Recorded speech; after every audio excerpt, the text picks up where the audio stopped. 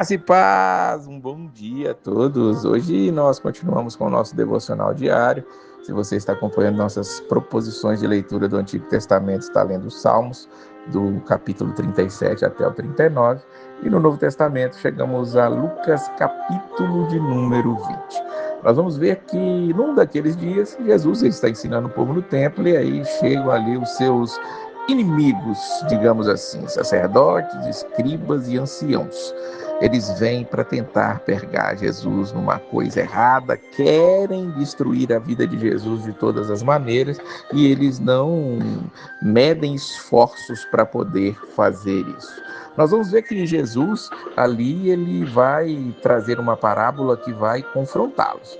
Ele vai dizer: certo homem plantou uma vinha, a partir do versículo 9, que arrendou a lavradores aos ventos do país por prazo considerável. Mandou um servo aos lavradores para que lhe dessem do fruto da vinha no devido tempo, e eles o espancaram e despacharam vazio. Depois ele vai mandar outro servo, diz o versículo 11, e depois no versículo 14 ele vai mandar ali, no versículo 13, ele vai mandar o próprio filho.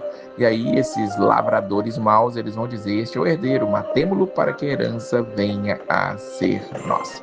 E aí ele pergunta: o que fará o dono da vinha?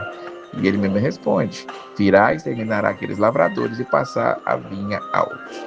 Interessante que o que Jesus está dizendo diz respeito aos fariseus, e eles perceberam isso. Aqui Lucas faz questão de deixar isso aqui: ao ouvirem isso, disseram tal não aconteça, no versículo 16, e lá no versículo 19, eles viram que aquilo que Jesus estava falando em referência a eles.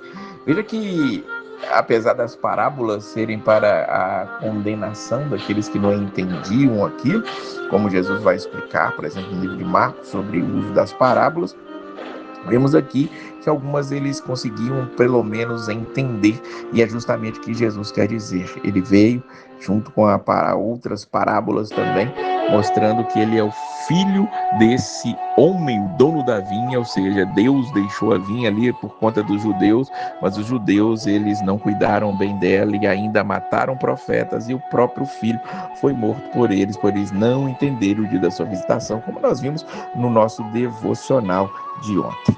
Nós vamos ver que mais para baixo vem ali também os escribas, os sacerdotes, e pagam algumas pessoas, eles subornam emissários que se vendiam justos, diz o versículo 20.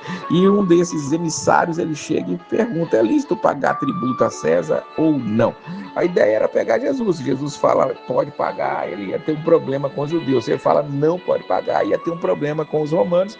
Mas Jesus pede um denário. Na hora que ele olha o denário, ele vê lá, tem a carinha de César lá. E aí ele diz assim: de quem é efígie que está aí? De quem é a inscrição? Eles: de César. Então Jesus disse: daí a César o que é de César e a Deus o que é de Deus. Ou seja, eles estavam ali querendo pegar Jesus, mas Jesus ele os pega ali no seu próprio engano, no seu próprio erro, porque eles não consultavam as escrituras, não sabiam o que fazer e como fazer para fazer com que Jesus caísse em contradição ali.